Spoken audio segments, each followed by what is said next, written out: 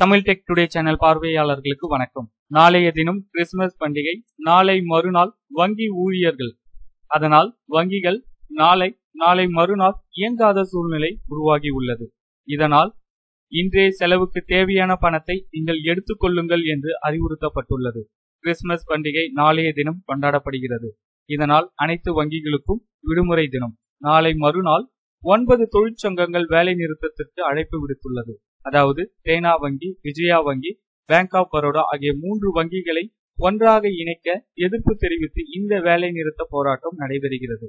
இதனால் இந்த 2 தினங்களும் வங்கிகள் செயல்படாத நிலை தற்போது ஏற்பட்டுள்ளது. 2 நாட்கள் வங்கிகள் செயல்படாததால் பணம் எடுத்தல், பணம் டெபாசிட் செய்தல், டிடி எடுத்தல், செக் பரிவர்த்தனை உள்ளிட்ட எந்த பரிவர்த்தனைகளும் நடைபெறாத நிலை உருவாக உள்ளது.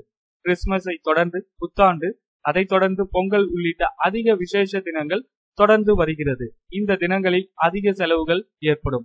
மக்கள் வங்கிகளை தான் நாடுவார்கள். இந்த நேரத்தில் வங்கி ஊழியர்கள் ஸ்ட்ரைக் என்பது பொதுமக்களுக்கு பெரும் சிக்கலை ஏற்படுத்தும். ஏற்கனவே கடந்த வெள்ளியன்று வங்கி அதிகாரிகள் ஸ்ட்ரைக்கால் வங்கிகள் செயல்படவில்லை.